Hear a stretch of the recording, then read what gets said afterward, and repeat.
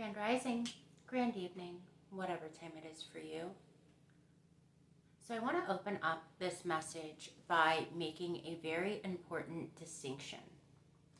We often hear about how important it is to know thyself, to be connected to self.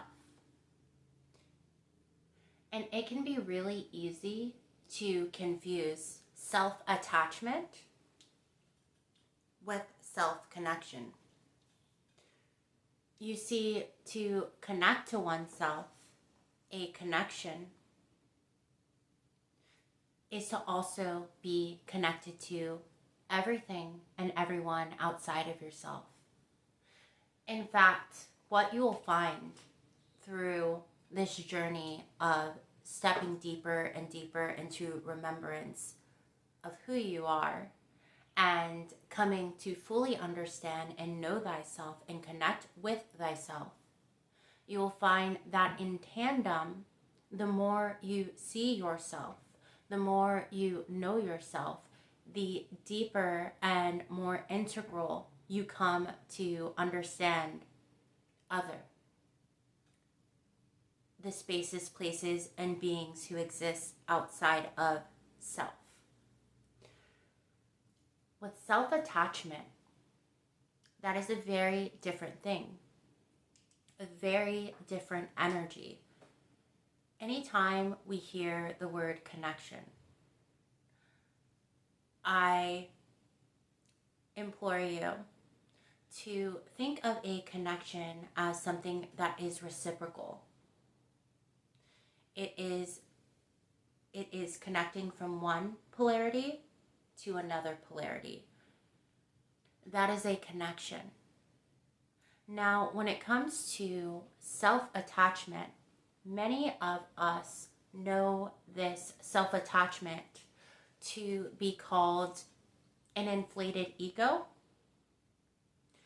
where what once or should exist as a connection with self and therefore also other, becomes half of that infinity symbol. It is this cyclical cycle of self-attachment, attaching to the self or the persona of, right, our ego. It is that sameness, unwavering, clinging to,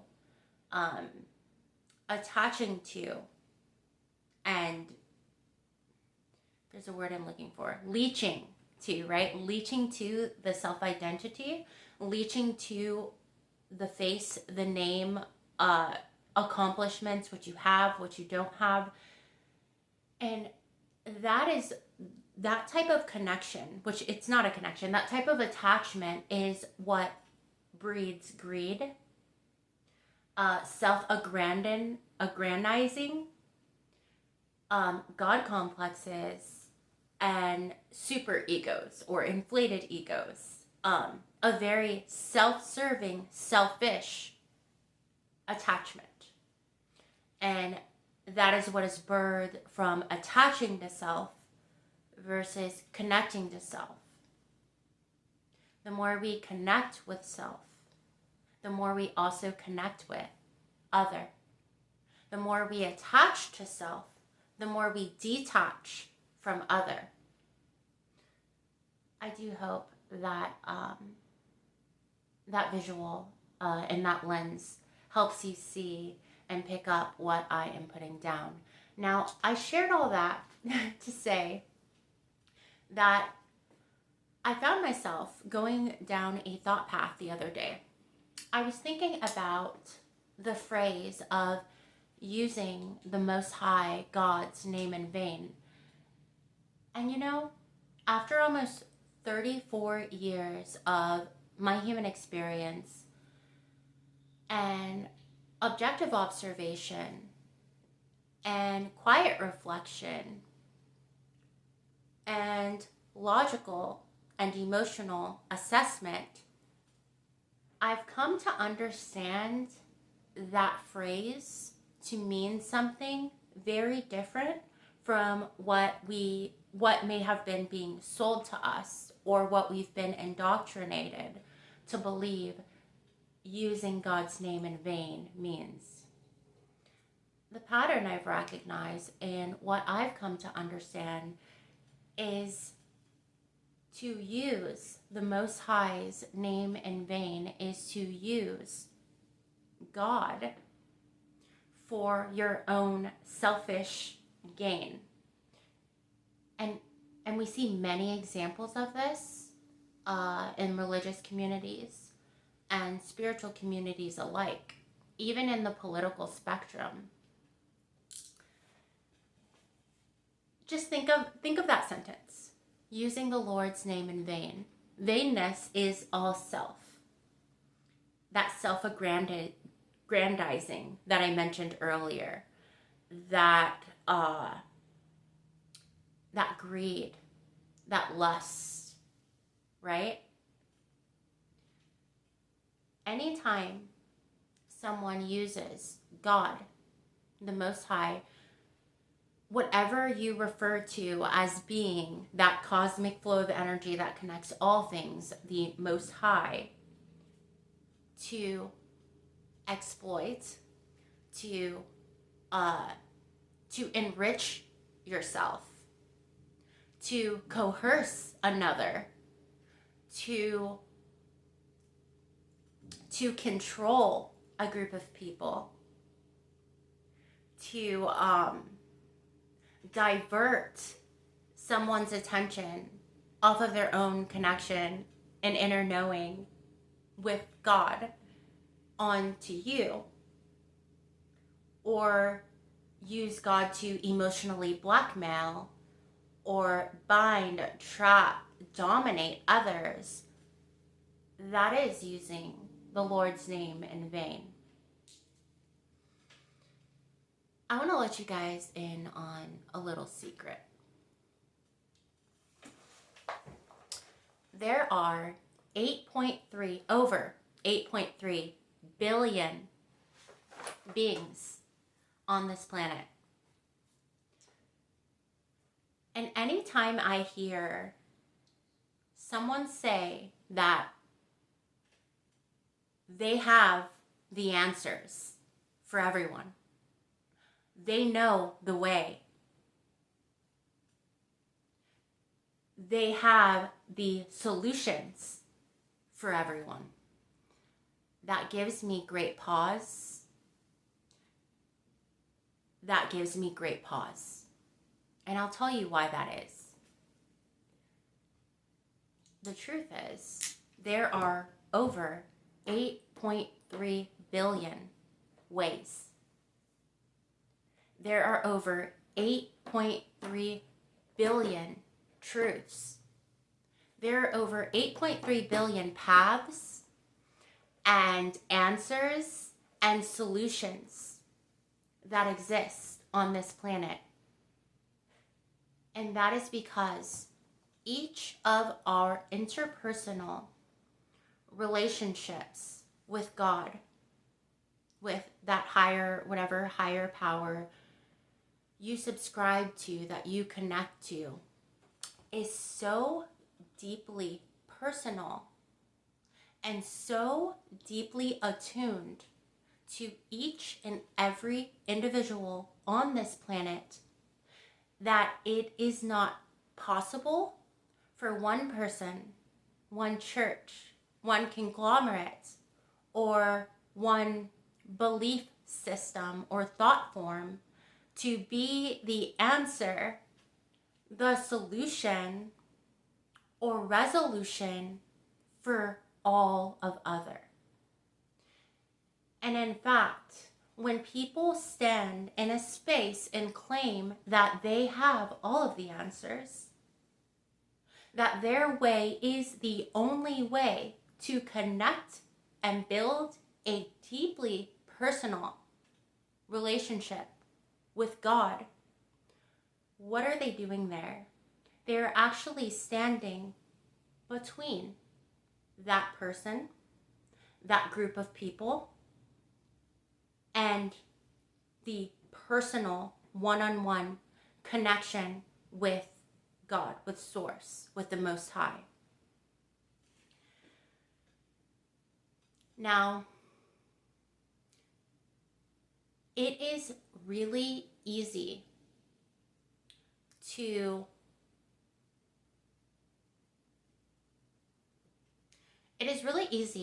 at least from what I've observed and what I've seen, for people to fall into this trap of God complex, right? I was speaking to a friend yesterday. I got invited to dinner by friends.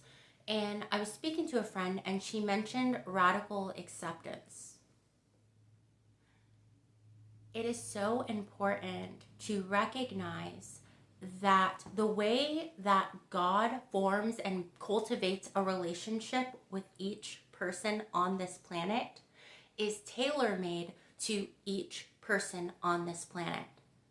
What works for me, what, I've come to understand, the things that have helped me cultivate and build a stronger relationship with God and with myself may not work for another.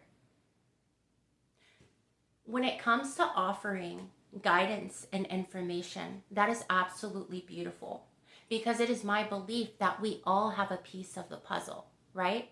And so when we share our testimonies, when we share our testimonies and our interpersonal, one-on-one, very deeply intimate and personal relationship that we have with the Most High, what we're doing is putting those puzzle pieces out into the collective field. And each of us have a piece of this grand design. And so it offers people the option to gain knowledge, wisdom, and information from other people's paths and the things that they've come to learn and understand. However, God speaks to us in a way that only God speaks to you in a way and in ways that only you can understand. It is a very personal, intimate relationship. The reason why there are so many different religious denominations, so many different names for God, right? So many different ways of connecting with God is because there are over 8.3 billion fragments of God on the planet. That means there are over 8.3 billion interpersonal, individualistic relationships with the same source, from which we're all birthed and pulling from, with that source. There are over 8.3 billion of very, very different types of connections and relationships that are being cultivated and built. There is no one single answer for all. There is not one single path for everyone that is going to work for everyone. God, the Most High Source, knows you at a deeply cellular level. So the way that relationship is cultivated, the things that you experience, the way that God speaks to you, the way that God guides you, it's going to be tailor-made for you, specifically for you, in a way that would make sense to you, attuned to your emotional intelligence level, your intellectual level, your neurology, your pathology, right? There is no one way and no single person on the planet who has all of the answers for everyone. And as I mentioned before, there's that big difference between being connected to oneself in order to connect deeper with God, right? To even be able to hear, what is specifically attuned for you and walk that narrow path, then someone else standing between you and that one-on-one connection with God and telling you that they are your God. They have all the answers for you. And this can come in many forms, not just a person.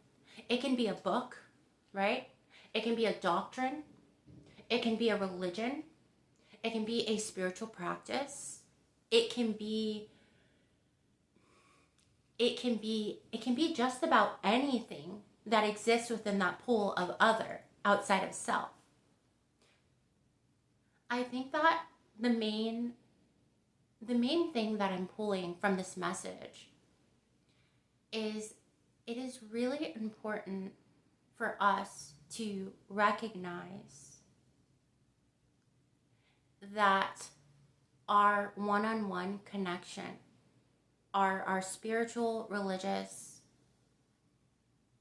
understanding, our understanding and connection that we have with the world, that we do not then make the world, the other, the God, right? There is no doctrine, no religion, no person, no place, and no space that has all of the answers for you, and that is by design. Think about it. If you could just go into a building, right? Talk to a preacher, a priest, a spiritualist, a rabbi, a guru, and get all of the answers for you. All of the deep understanding for you from that space, place, or that person, then where does God fit into that equation? There would be no need to form and cultivate a personal relationship with the Most High, right? If you could gain that connection and the full level of understanding by something outside, in the other realm, the outer realm, there would be no need for self-connection, for self-cultivation, for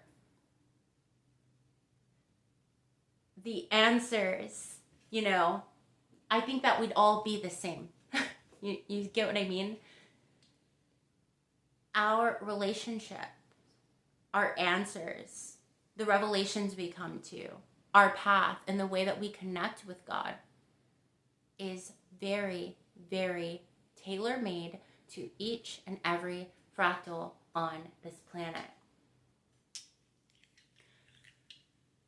I see a lot of self-attachment, in a lot of these spaces and places where someone's on the stage telling you,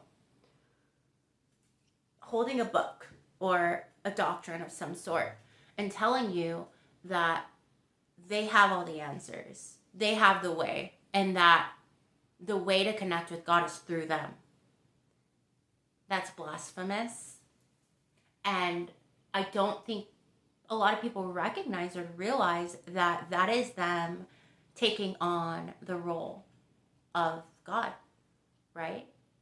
Can't connect with God unless you come through me. Whether I'm a religion, a practice, a doctrine, a book, you need me to get to God? No. You're already inherently connected to this cosmic flow of energy that connects us all. You are already inherently connected to God. And that relationship that is cultivated is a one-on-all, meaning, God is a one-on-one thing that happens and that is cultivated. And the answers that you find the things that work for you, the way that you evolve, the way that you connect, the way that you hear God and understand God is going to look completely different from the next person or the next person or the next person. And as I stated before, that is by design. We are meant to have our one-on-one marriage, with that higher power, with God, share our little fractal of this whole cosmic grand design, our little puzzle piece, and throw it in the pile, right? Because, again, there are 8.3 billion ways, paths, types of connections, types of revelations, types of understandings that we reach. And each and every one of them is equally important, irregardless of where you are on your spiritual or your religious path. You are exactly where you are meant to be. Your path, your experiences are tailor-made to you. And it is my belief, this is my belief, and it may not resonate with everyone, that some of the things that we experience, cataclysmic, terrible things, or that we perceive as terrible, deeply painful things, deeply activating things, are all meant to turn us inward and to cultivate and connect with God. I very strongly, or at least this is the messages I've been receiving all week. The middleman thing, those people telling you that they have the answers, that they know the way, that they are the way for you, those are the very same people who are attached to self versus connected. I'll circle back. When you are connected to yourself, you are inherently and in tandem connected with other. It is a very intrinsic thing. And back to radical assessment or acceptance, and I'll leave that here. I think when we practice the art of radical acceptance of self, right? In order to fully sovereignly own yourself so that you can have that sovereign one-on-one intimate connection with the universe, with God, with source, right? It's equally important that we extend that radical acceptance to the other, to everything, everyone outside of ourselves. Early in my journey, I used to look at people and I would automatically see their highest potential.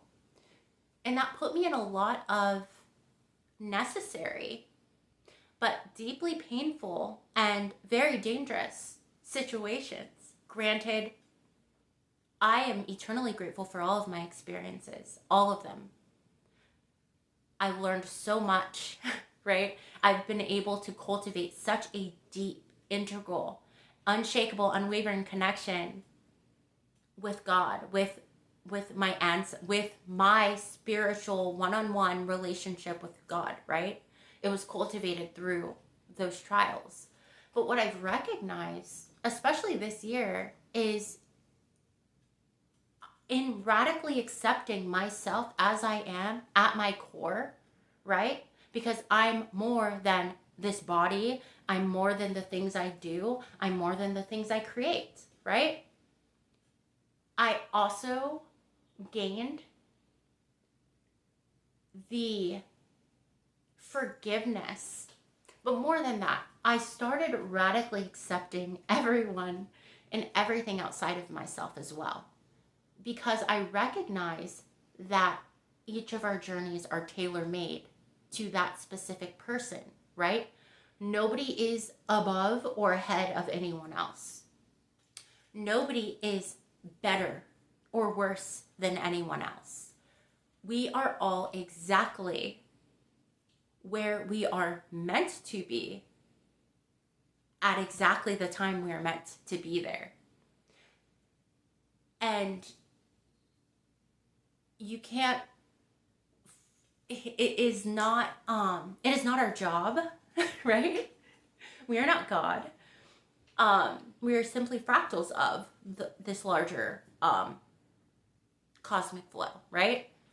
It is not our job to force awakening, to force connection, or force understanding. And in fact, in us doing that, we are using God in vain. We are trying to use our personal connection and understanding and very personalized path and connection that we have to coerce, control, or force someone to go in that direction. You have no idea what their highest good is or what the grand unfolding of their experience is. I think it's very wise for us all as humans to radically accept ourselves and others. See them where they're at. Accept them where they're at, right? If where they're at is negatively impacting and affecting you, your relationship with God, your peace or your safety, you don't have to be in that person's experience, right? But to try to interfere, interject, or play the role of God in anyone's life is a very slippery slope that I certainly am not going down, right? I mean, it's important for us to know our place, and your place is with you. And when it comes to your personal relationship with God, with Source, with the universe, that's between you and the universe. And of course, right, you're right, we are meant to share. We are meant to share our truths, share our revelations, share the things we found and the understandings we've come to. But I strongly feel like the intention is simply to share it, right? Once that intention inverts and turns to, I'm sharing this because I'm trying to get you or this group or this space, this place, this situation to do what I want it to do, right? Or to accept, what worked for me, or I don't know, be a block or a proxy to that intrinsic connection and relationship that's already there. It's inherently there. That's that self-attachment. That's that super ego. That's that God complex. That's that selfish, self-grandizing, lustful. It's that same vibrational energy of like a black hole, right? It's like to feed and enrich yourself in some way, right? Utilizing God's name. And that, my loves, is what I've come to find is what using the Most High, God, the Lord's name in vain. It is vain if you are using it with the intention to gain off of someone else or something or a path or an experience. And I don't know. I think it's a breach of universal law. I think it's a very like parasitic, vampiric, leeching thing to do, and it's highly exploitive. But yeah, I think that is. Oh my god. Yeah. Sorry, I was looking at the time. I think that's the message. I am sending you guys so much love to the universe and beyond. Bye.